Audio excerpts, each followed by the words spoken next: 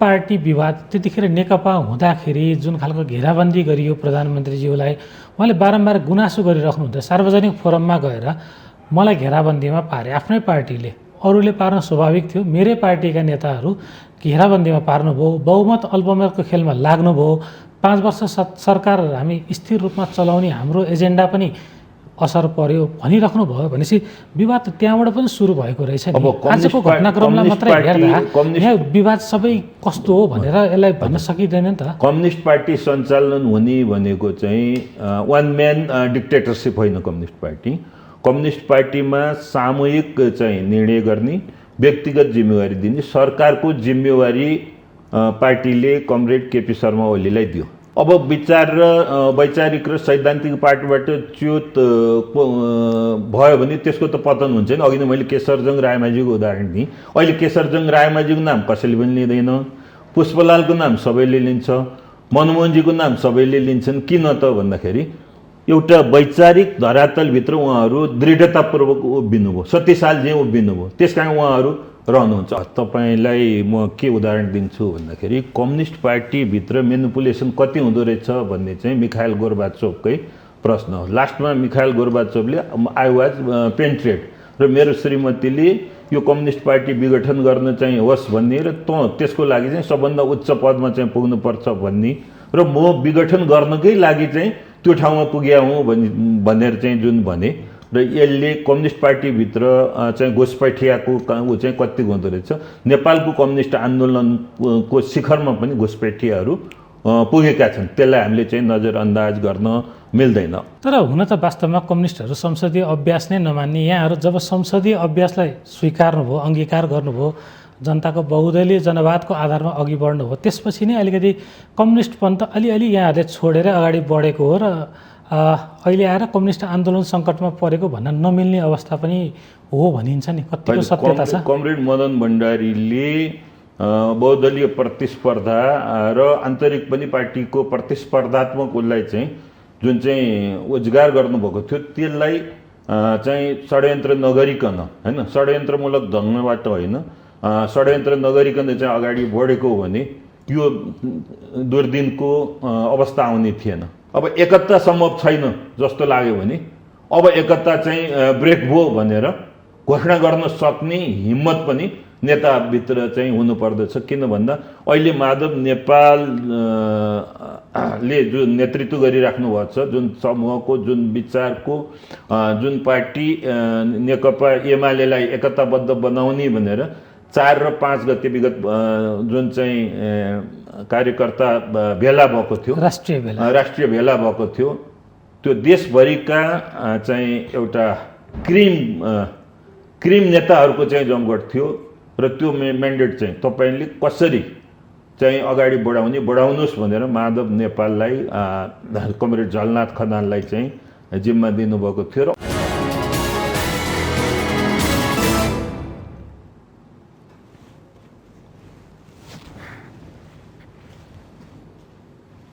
नमस्कार दर्शकबिन, स्वागत छ कार्यक्रम आजको सन्दर्भमा। म प्रताप दुलाल। दर्शकबिन, यति बेला कोरोना महामारी देशव्यापी रूपमा फैलिरहेको छ, तर नेपालको राजनीतिमा भने महामारीको त्यति असर देखिएको छैन। किनभने प्रदेश तहमा यति बेला राजनीतिक रस्साकस्सी जोडतोडका साथ चलिरहेको छ र यी सबै विवादको केन्द्रबिन्दु भनेको सत्तारूढ दल नेकपा एमाले नै हो। आज हामी नेकपा एमालेको आन्तरिक विवाद, यो विवादका विभिन्न पक्षहरू लगायतका विषयमा कुराकानी गर्छौँ र यी विषयमा कुराकानी गर्नका लागि यति बेला हाम्रो स्टुडियोमा हुनुहुन्छ नेकपा एमालेका केन्द्रीय सदस्य तथा किसान महासङ्घको महासचिव तथा पुराना कम्युनिस्ट नेता बलराम बास्कोटा। आउनुहोस्, उहाँलाई स्वागत गरौँ। यहाँलाई स्वागत छ। हजुर, धन्यवाद। नेकपा एमालेको विवाद धेरै चरण पार गरेर आजको स्थितिसम्म आइसकेको छ। अहिले यति बेला मुलुकमा कोरोना महामारी व्याप्त भइरहेको छ, तर पनि विवाद जारी नै छ। अन्त कतै ध्यान छैन नेकपा एमालेका नेताहरूको र अहिले प्रदेश तह विशेष गरी लुम्बिनी प्रदेशमा आज जे जस्ता घटनाक्रम घटिरहेका छन्, यसले जनतामा कस्तो सन्देश गएको जस्तो लाग्छ यहाँलाई? अब हामी कम्युनिस्टहरू विशेष गरेर कम्युनिस्ट पार्टीमा आबद्ध व्यक्तिहरूले राजनीतिलाई फेयर गेम मान्दछौँ र मान्नु पर्दछ र बुर्जुवाहरूले चाहिँ राजनीतिलाई डर्टी गेमको रूपमा चाहिँ प्रस्तुत गर्छन् र यो अहिले केपी ओली नेतृत्वको सरकारले र तदनुरूपका प्रदेशीय सरकारहरूले राजनीतिलाई जुन यद्यपि ब्रान्ड चाहिँ कम्युनिस्ट पार्टीको राख्ने र कम्युनिस्ट आदर्श मूल्य मान्यतालाई चाहिँ अङ्गीकार नगर्ने र बुर्जुवाहरूले जसरी डर्टी गेमको रूपमा चाहिँ त्यो चाहिँ फलो गरिराख्नु भएको छ, यो कम्युनिस्ट आन्दोलनको लागि, यो राष्ट्रियताको लागि र यो लोकतन्त्रको लागि घातक हो। र यसैको असर नै हो त अहिले प्रदेश तहमा देखिएको जुन विकृत राजनीति भनिराखिएको छ। यसलाई सांसदलाई तानातान गर्ने, सत्ता टिकाउने, जसरी भए पनि टिकाउने, अनेक हथकण्डा अपनाउने, सत्ता परिवर्तनको लागि पनि त्यही खालका गतिविधि भइरहेको छ। अब यो चाहिँ अल्पविकसित र विकसित देशहरूको डेभलप कन्ट्रीहरूमा मोरालिटीहरू बरु चाहिँ बुर्जुवाहरूमा पनि हुने। अब हाम्रो जस्तो चाहिँ उसमा एउटा मोरालिटीलाई चाहिँ पटक्कै हामीले नहेर्ने। मलाई लाग्छ अब प्रदेश नम्बर 5 को अथवा लुम्बिनी प्रदेशको मुख्यमन्त्रीज्यू आफूलाई नैतिक धरातलमा उभ्याउन चाहिँ प्रयास गर्नुहुन्छ, तर उहाँ यो घटनाले चाहिँ असफल हुनुभयो। उहाँको जुन छवि थियो त्यो छविप्रति अहिले प्रश्नवाचक चिन्ह चाहिँ निश्चित रूपमा लागेको छ। हुन त उहाँहरूलाई पनि चौतर्फी आक्रमण भएको छ, आफ्नो रक्षा गर्नुभएको होला। अरू पार्टी पनि त विशेष गरी माओवादी लगायतका पार्टी पनि त कम त छैनन् यो रसाकसीमा त। होइन, मैले माओवादी एकदम चाहिँ ठिक छ भनेर उहाँहरूको वकालत गरेको छैन। माओवादी साथीहरू जुन धरातलबाट आउनुभयो, हिजो जनयुद्धको चाहिँ धरातलबाट उहाँहरू शान्ति प्रक्रियामा आउनुभयो र संसदीय अभ्यासमा हाम्रो तुलनामा नेकपा एमालेको तुलनामा उहाँहरू कच्चा खेलाडी नै हो र हामी पक्का खेलाडी एकदम चाहिँ संसदीय उसमा चाहिँ अभ्यस्त भइसकेको भने जेठो मामाको त यो गति छ भने अब कान्छो मामाको के भाङ्राको धोती भन्ने चाहिँ जुन उखान छ, अब त्यो चरितार्थ हुन्छ। उहाँहरूले त सिक्नु भएकै छैन नि। तर हुन त वास्तवमा कम्युनिस्टहरू संसदीय अभ्यास नै नमान्ने, यहाँहरू जब संसदीय अभ्यासलाई स्वीकार्नुभयो, अङ्गीकार गर्नुभयो, जनताको बहुदलीय जनवादको आधारमा अघि बढ्नुभयो, त्यसपछि नै अलिकति कम्युनिस्टपन त अलिअलि यहाँहरूले छोडेर अगाडि बढेको हो र अहिले आएर कम्युनिस्ट आन्दोलन सङ्कटमा परेको भन्न नमिल्ने अवस्था पनि हो भनिन्छ नि। कतिको सत्यता छ? कमरेड मदन भण्डारीले बहुदलीय प्रतिस्पर्धा र आन्तरिक पनि पार्टीको प्रतिस्पर्धात्मक उसलाई चाहिँ जुन चाहिँ उजगार गर्नुभएको थियो त्यसलाई चाहिँ षड्यन्त्र नगरिकन, होइन, षड्यन्त्रमूलक ढङ्गबाट होइन, षड्यन्त्र नगरिकन चाहिँ अगाडि बढेको हो भने यो दुर्दिनको अवस्था आउने थिएन। यो दुर्दिनको अवस्था चाहिँ कुर्सीमा म कसरी टाँसिरहने भन्ने चाहिँ जुन सोच हामीमा आयो त्यसकै चाहिँ परिणाम हो। यो सोच त के केपी ओलीजीसँग मात्र छ कि अरू कम्युनिस्ट नेताहरूसँग पनि छ त नेपालमा? अब कोही पनि दुधले नुहाएको स्थिति होइन। केपी ओलीमा त्यो अहिले चाहिँ बढी चाहिँ एक्सपोज भयो। उहाँका हरेक गतिविधिले त्यही चिज चाहिँ प्रदर्शित गर्यो। नत्र भने आफैले चाहिँ विघटनको लागि सिफारिस गरेको सम्मानित सर्वोच्च अदालतबाट चाहिँ त्यो पुनर्स्थापित भइसकेपछि उहाँको त नैतिक धरातल त टुटिसकेको थियो नि, होइन। कम्युनिस्ट आदर्शतालाई उहाँले चाहिँ मान्नुभएको भने उहाँले त्यतिखेरै राजीनामा दिनुहुन्थ्यो, होइन। त उहाँको कुर्सीमा टाँसिरहने प्रवृत्तिले अनि चाहिँ त्यो चाहिँ डर्टी थिङ्सतिर चाहिँ हुन थाल्यो। अनि सेटिङका प्रश्नहरू आउन थाले, अनि षड्यन्त्रका चाहिँ तानाबुनाहरू चाहिँ बुनिन थाले र यही परिणाम हो। र अरू कोही पनि त्यसमा चाहिँ कम्ती छैन। जस्तो यहाँहरूले कम्युनिस्ट पार्टी एकता गर्नुभयो, एउटा शक्तिशाली कम्युनिस्ट पार्टी निर्माण गर्नुभयो, जुन सबै कम्युनिस्ट नेताहरूको लागि एउटा सपना पनि थियो, बलियो पार्टी बनाऊ, मुलुक हाँकौँ, बलियो कम्युनिस्ट पार्टी लिएर अझ विश्व जगतलाई नै देखाउँ भन्ने यहाँहरूको योजना थियो, सोच थियो र त्यो एक हदसम्म पुरा पनि भयो। अधिकांश कम्युनिस्ट पार्टीहरू मिलियो र एउटा दल बनाइयो। तर आज बिल्कुलै परिस्थिति फरक छ। यति टुक्रा भइसकेको छ, मानसिक रूपमा कति टुक्रा छ त्यो अझ केही दिनमा देखिएला, केही समयमा देखिएला। भनेपछि नेपालको कम्युनिस्ट आन्दोलन के अब अवनतितिर गएकै हो त, सिद्धिएकै हो त? अब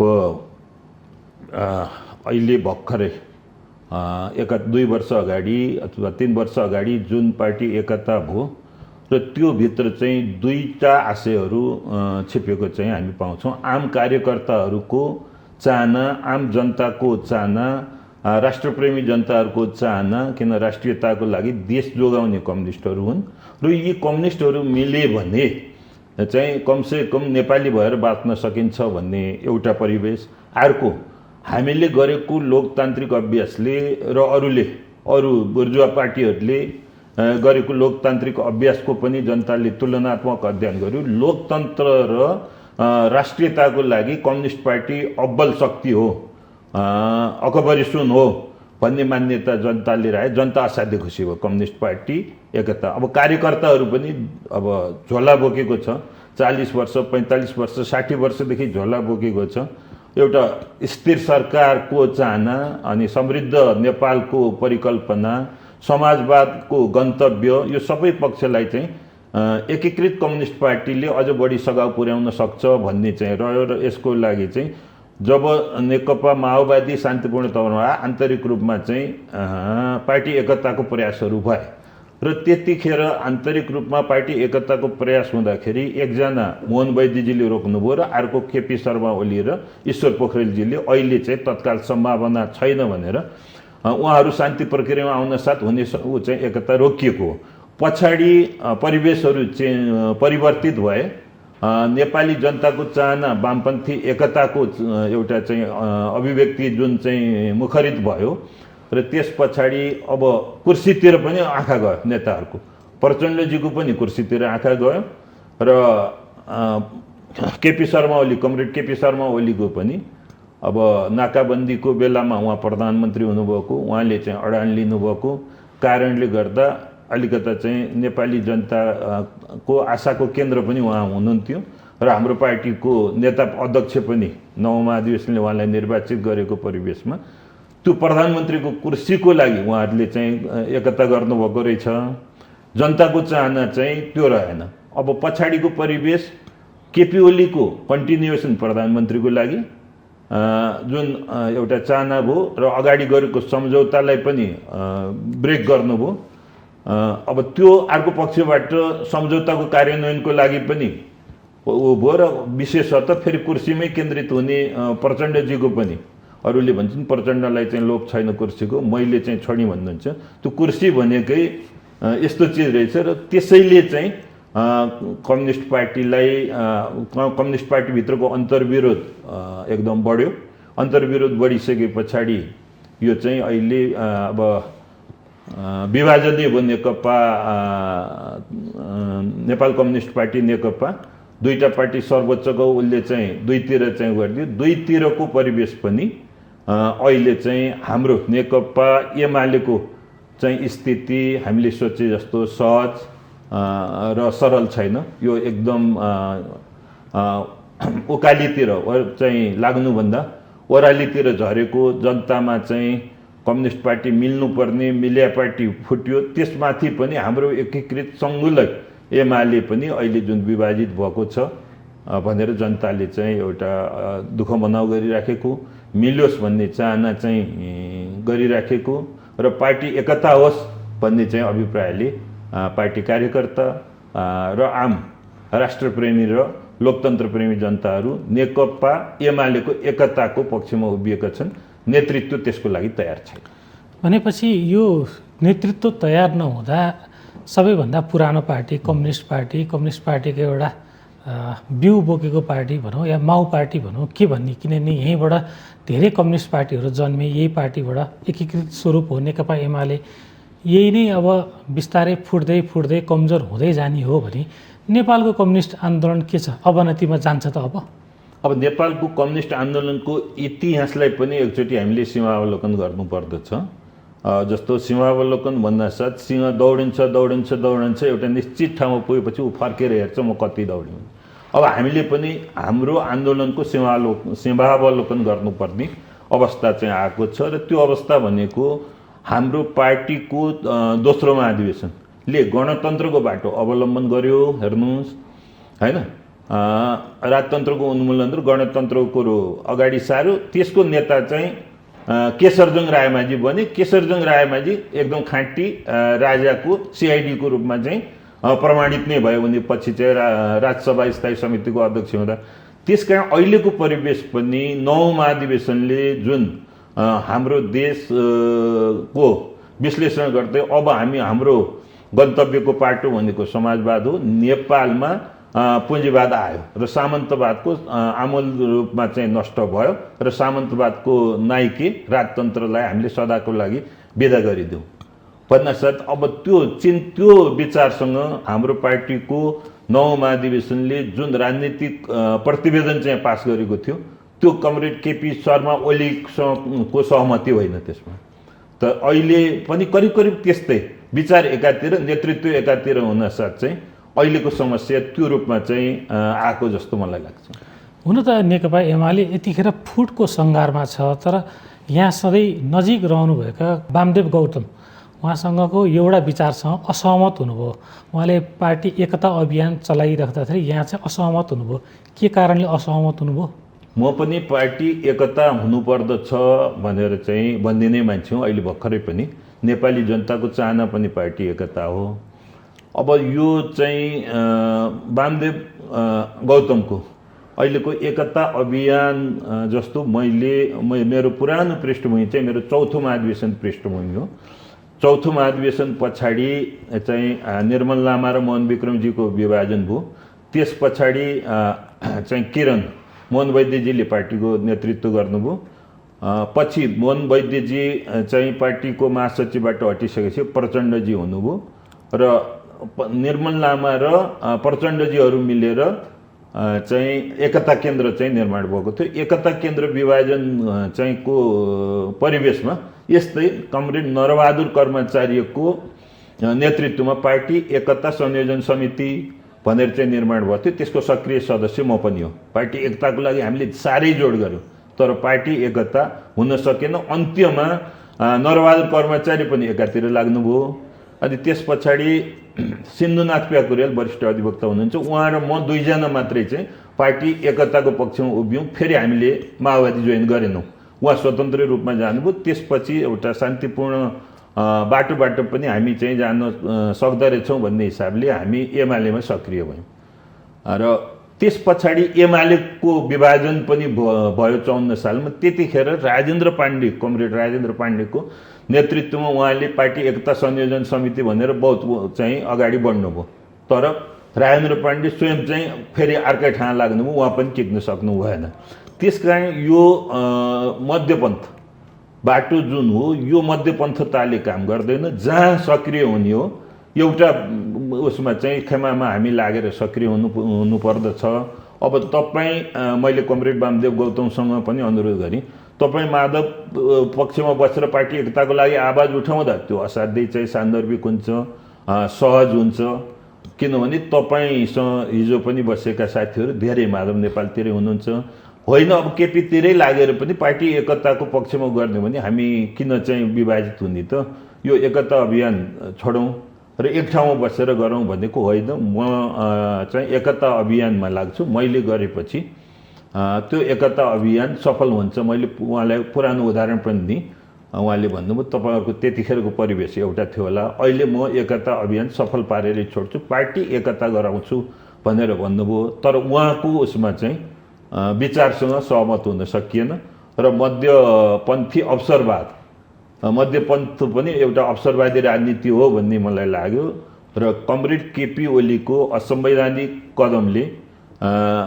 कदमको समर्थन गर्न सकिने कुरै थिएन। उहाँको अहङ्कार, उहाँको दम्भ, उहाँले पार्टीलाई एउटा पद्धतिगत ढङ्गले नचलाएको र I am the party, I am above the party, I am above the state, मैले भनिसके पछाडि भन्ने चाहिँ जुन चाहिँ अलिकता चाहिँ चाहिँ बोनापार्टिजम भन्छ त्यो थिङ्किङले, त्यो विचारले उहाँ चाहिँ जब अभिप्रेरित हुनुभयो र त्यो चाहिँ विनाशक कालमा एउटा चाहिँ सद्बुद्धि आउँदैन भन्ने जस्तो कमरेड केपी ओलीलाई सद्बुद्धि आएको छैन जस्तो लाग्यो र त्यसपछि उहाँलाई पनि समर्थन गर्न चाहिँ सकिएन र यति बेला परिवेश यस्तै ढङ्गले अगाडि बढ्यो। यति बेला चाहिँ यहाँ माधव नेपालज्यूसँग अलि निकट हुनुहुन्छ त्यसपछि?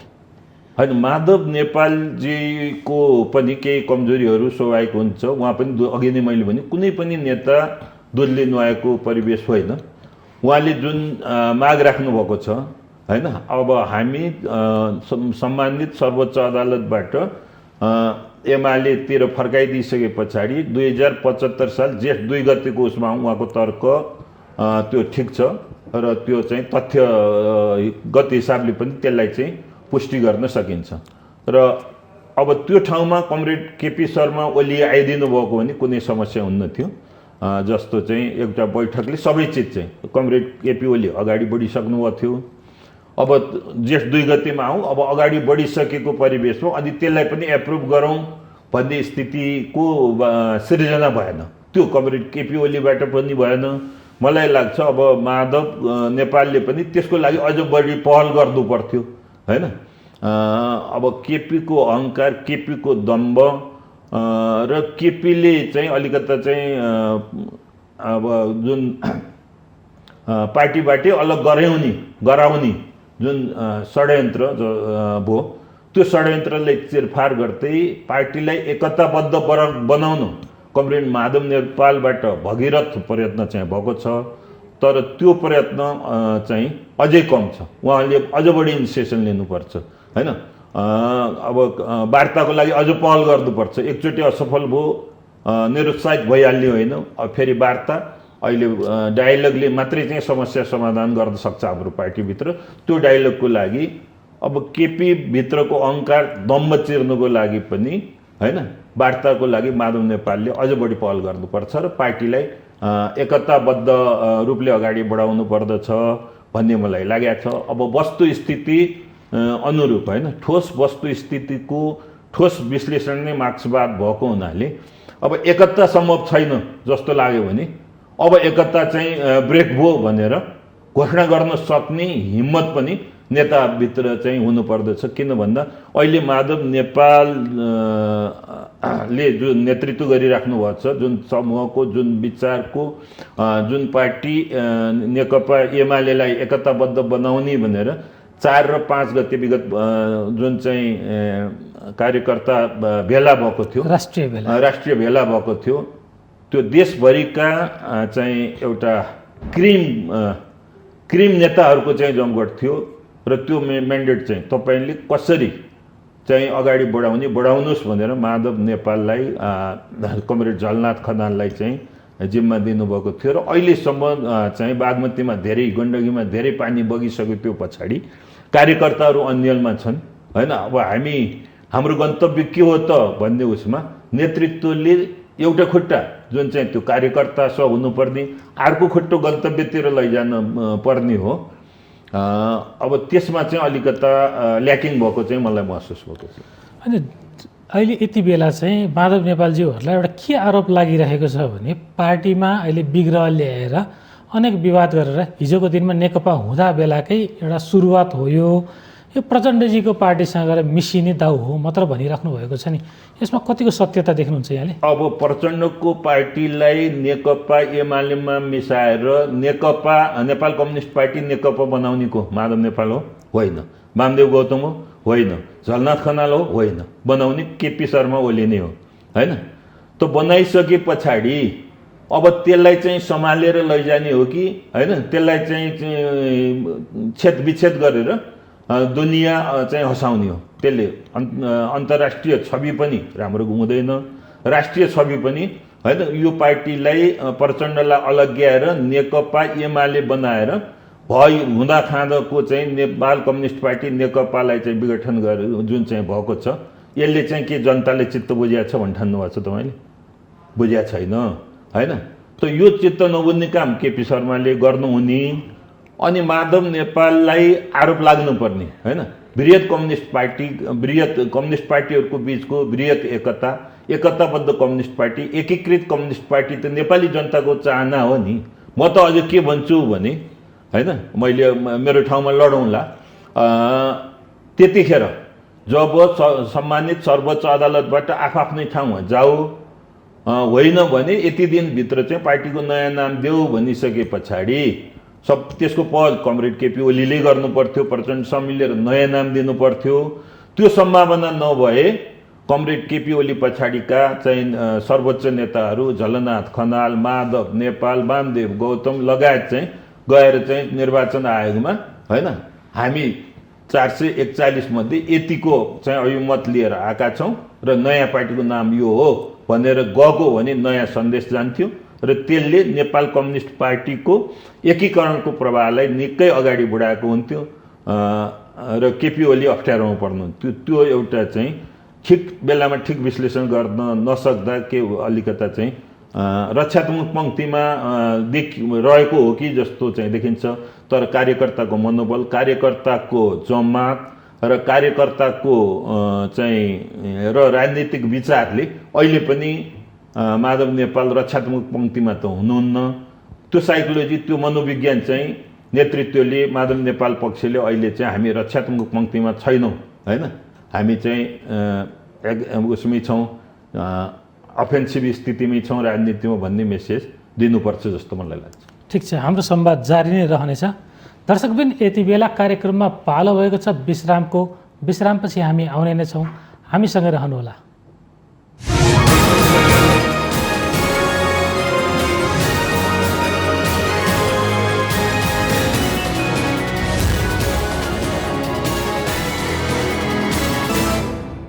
दर्शकबिन, पुनः स्वागत छ कार्यक्रममा। यति बेला हामी नेकपा एमालेको आन्तरिक राजनीति र पछिल्लो समय देखिएका विवादका श्रृङ्खला लगायतका यावत विषयमा कुराकानी गरिरहेका छौँ र यी विषयमा कुराकानी गर्नका लागि यति बेला हाम्रो स्टुडियोमा हुनुहुन्छ नेकपा एमालेका केन्द्रीय सदस्य तथा किसान महासङ्घका महासचिव बलराम बास्कोटा।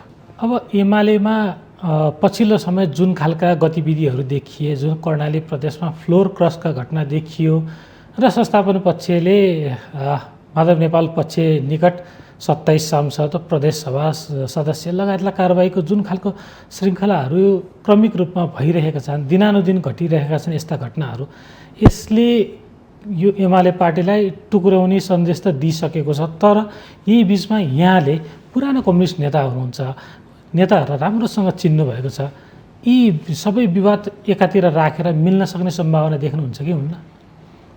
अब सबभन्दा यसमा अघि नै मैले भने पार्टी अध्यक्षको हैसियतले आफ्नो मेच्युरिटी, आफ्नो परिपक्वता प्रदर्शन गर्ने जिम्मेवारी कमरेड केपी शर्मा ओलीलाई नै छ।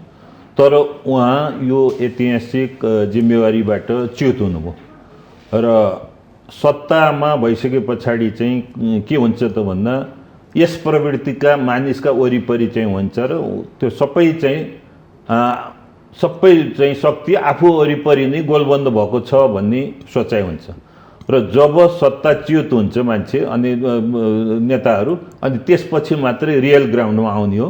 अहिले केपी शर्मा ओली ग्राउन्डमा हुनुहुन्न।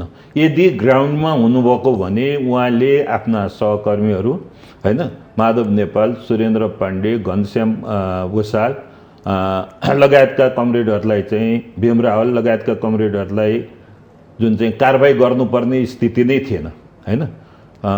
स्वयं भीम रावलजीले अब कसरी अगाडि बढेर जाने प्रस्ताव चाहिँ अगाडि आओस्, बसेर छलफल गरौँ भनेर चाहिँ ईश्वर पोखरेल लगायतका कमरेडहरूसँग चाहिँ कुरो हुँदा बस्ने कुरो कहिले पनि अगाडि आएन।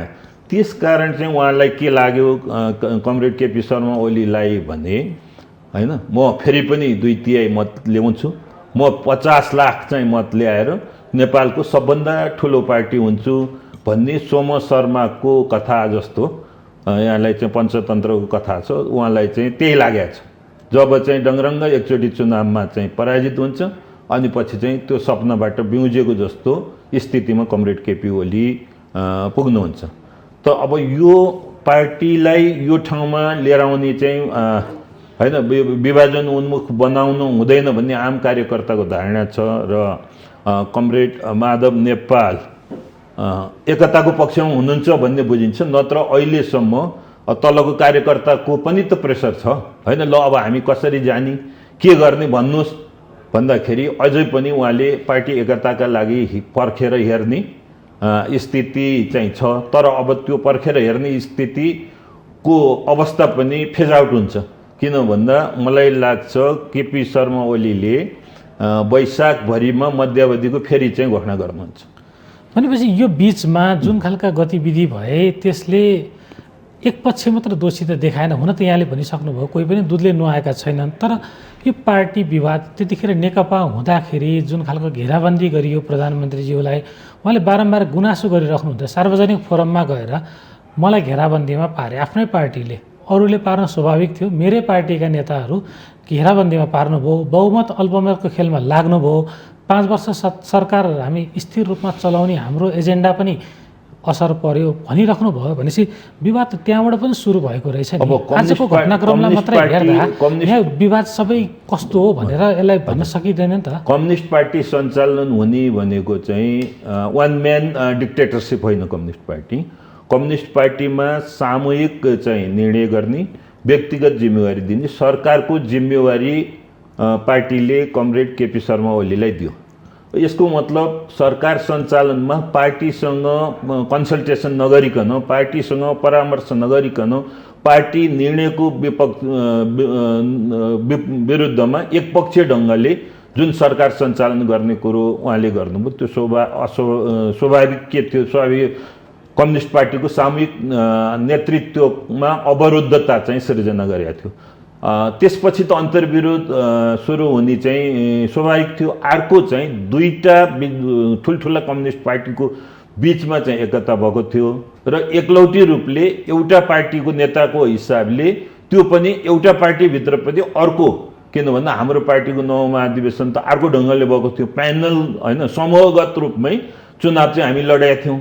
अनि एउटा समूह जो चाहिँ करिब 55-35देखि 40 मतले चाहिँ पराजित भएको छ, जुन समूहको जुन विचारधाराको चाहिँ 75 जिल्लामध्ये 42वटा जिल्लामा चाहिँ पार्टी अध्यक्ष चाहिँ त्यसको छ।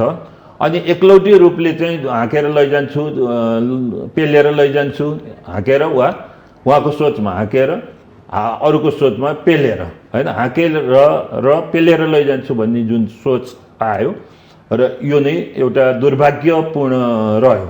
र अर्को चाहिँ के रह्यो त भन्दाखेरि अब सचिवालयको चाहिँ जुन निर्माण भयो, सचिवालयभित्र उहाँ बहुमतमा चाहिँ पर्न सक्नु भएन, बहुमतमा चाहिँ पर्ने प्रयास गर्नुपर्दथ्यो।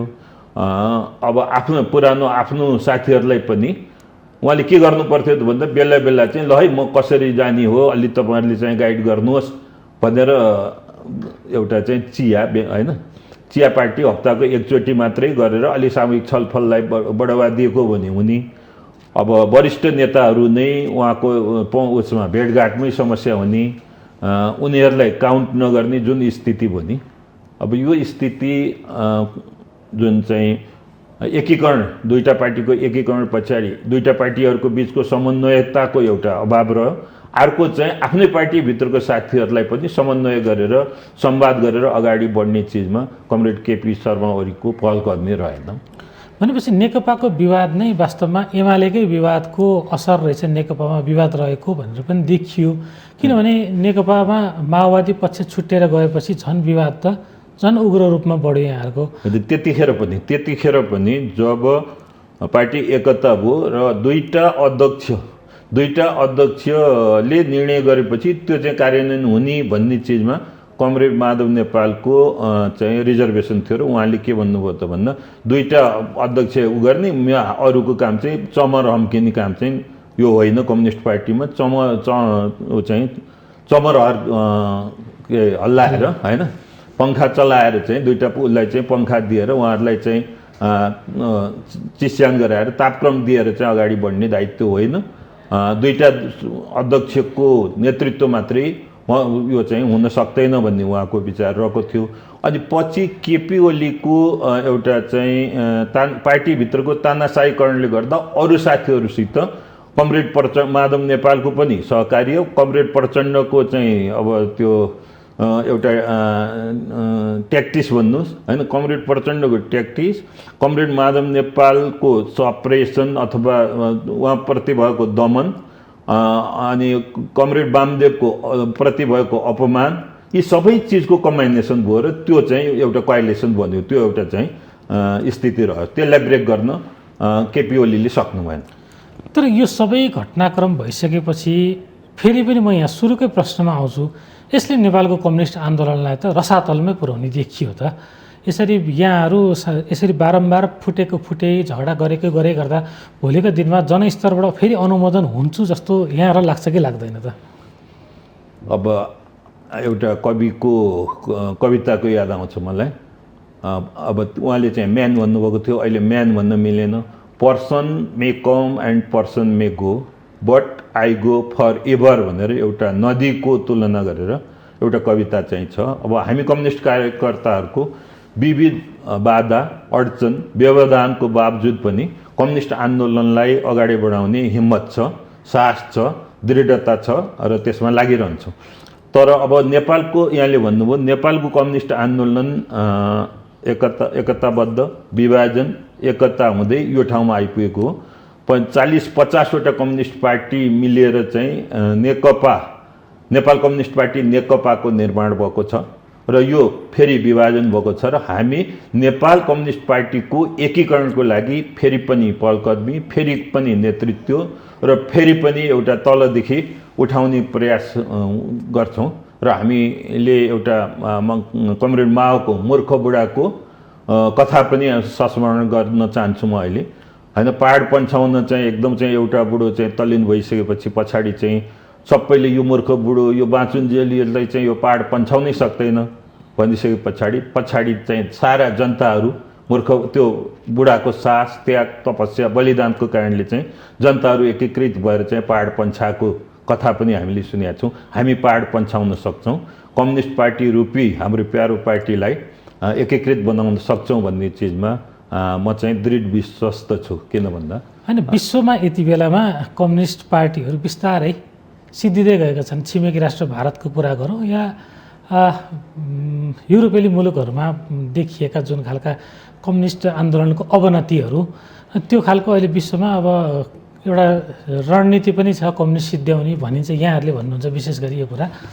त्यो परिवेशमा यहाँहरू आन्तरिक विवाद अझ भनौँ बाहिरबाट हेर्दा सानातिना झिनामसिना विवादमा अल्झिएर पार्टी फुटाउनेमा लागेर फेरि भोलिको दिनमा उठाउन सक्छु भन्दा यो व्यवहारिक कुरा हुनसक्छ त? अब तपाईँलाई म के उदाहरण दिन्छु भन्दाखेरि कम्युनिस्ट पार्टीभित्र मेनिपुलेसन कति हुँदो रहेछ भन्ने चाहिँ मिखाइल गोर्बाचोभकै प्रश्न हो। लास्टमा मिखाइल गोर्बाचोभले आई वाज पेन्ट्रेड र मेरो श्रीमतीले यो कम्युनिस्ट पार्टी विघटन गर्न चाहिँ होस् भन्ने र त्यसको लागि चाहिँ सबभन्दा उच्च पदमा चाहिँ पुग्नुपर्छ भन्ने र म विघटन गर्नकै लागि चाहिँ त्यो ठाउँमा पुगेँ हुँ भनेर चाहिँ जुन भने र यसले कम्युनिस्ट पार्टीभित्र चाहिँ घुसपैठियाको ऊ चाहिँ कति हुँदो रहेछ।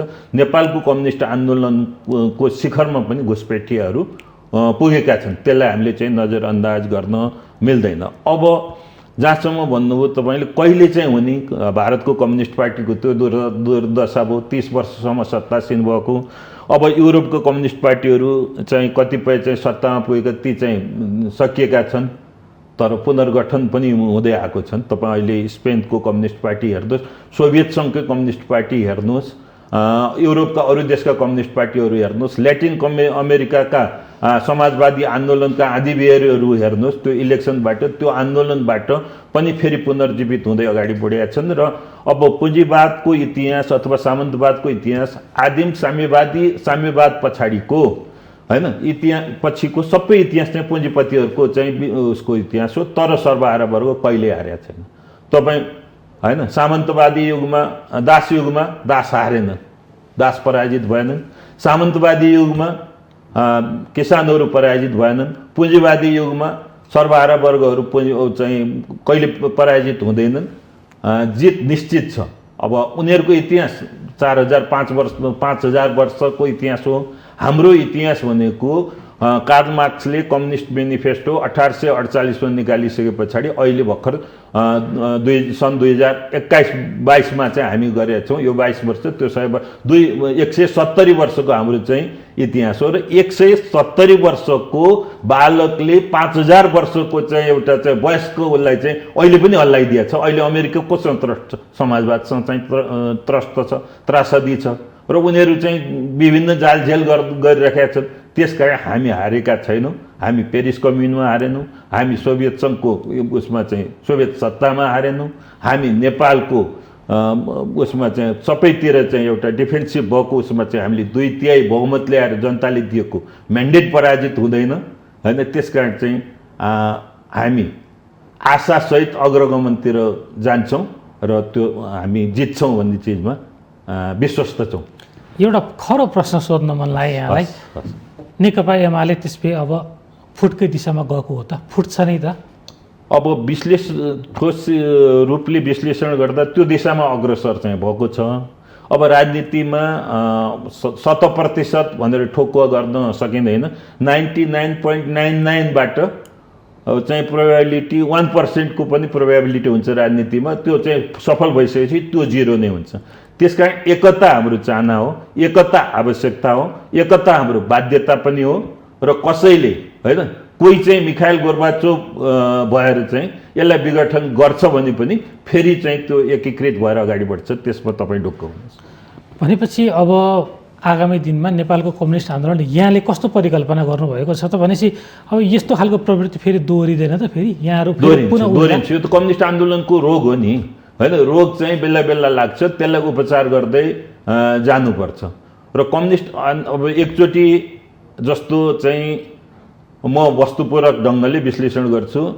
निर्वाचन हुन्छ, निर्वाचनमा हामीले अपेक्षा गरे अनुरूपको परिणाम जनताले हामीलाई दिँदैन। जनताले दिएको परिणामलाई हामीले सदुपयोग गर्न नसकेपछि त जनता त न्यायाधीश हो नि, होइन? तिमीहरूलाई मौका दिँदा सकेनौ भन्ने हिसाबले हामीले अपेक्षा गरेको अनुरूप परिणाम हामीले प्राप्त गर्दैनौँ, होइन? 50 लाख र 2/3 त्यो अहङ्कार, त्यो दम्भ, त्यो सोच पनि धुलोमा मिल्छ। हामी त अहिले नै भन्छौँ, हामी नमिल्दा हामी चाहिँ राष्ट्रिय पार्टी हौँला, साइजेबल सिटहरू आउला, होइन? दोस्रो तेस्रो पार्टी होइएला, तर हामी निराश हुँदैनौँ, होइन? हिजो पनि हामी तेस्रो पार्टीबाट चाहिँ पहिलो पार्टी भएको हो। हामी विचारले, सिद्धान्तले चाहिँ पार्टीलाई चाहिँ डोर्याउने हुँदा आरोह अवरोह पनि एउटा चाहिँ पाटो हो भन्ने चिजमा हामीलाई लागेको छ। अहिले आरोहको परिवेश होइन, अहिले आरोहको परिवेश होइन। हामी मिल्यौँ भने हाम्रो आरोह सहज हुन्छ, नत्र हामीले अक्सिजन लिएर चाहिँ पहाड चढ्नुपर्ने, हिमाल चढ्नुपर्ने परिस्थिति हो अहिलेको हाम्रो। भनेपछि फेरि भोलिका दिनमा यहाँहरूले फेरि माओवादी सहितका कम्युनिस्ट पार्टी एकता गर्ने प्रयास पनि गर्नुहुन्छ? हामीले माओवादी मात्रै होइन, सिपी मैनाली मात्रै होइन, मोहन वैद्य, इभन विप्लवजी, नेपालमा चाहिँ जति कम्युनिस्ट पार्टीहरू हुनुहुन्छ उहाँहरूसँग चाहिँ हामी बहस गर्छौँ, छलफल गर्छौँ। अब पार्टी विभाजन नै भएर नयाँ पार्टी निर्माण गर्नुपर्ने परिस्थिति आयो भने कामरेड केपी ओलीले नेतृत्व गरे पार्टीसँग पनि हामी बास छँदै छैन। किन भन्दा बास हुनुपर्ने कुनै छैन। अब स्वार्थको लागि, सत्ताको लागि भन्ने हो भने त्यो केही समय त्यो सपना जस्तै हुन्छ। भनिसकेपछि हामी रियल ग्राउन्डमा आइसकेपछि त्यो रियालिटीलाई महसुस गर्दै अगाडि बढ्ने हो। त्यति बेला चाहिँ यहाँहरूको सिद्धान्त जनताको बहुदलीय जनवाद हुन्छ कि हुँदैन त? जनताको बहुदलीय जनवाद सामन्तवादी सत्तालाई पराजित गर्नुको लागि चाहिँ आएको हो र कुनै पनि विचारहरू डगमेटिजम होइन। हामी चाहिँ त्यसकारण चाहिँ त्यो गतिशील हो।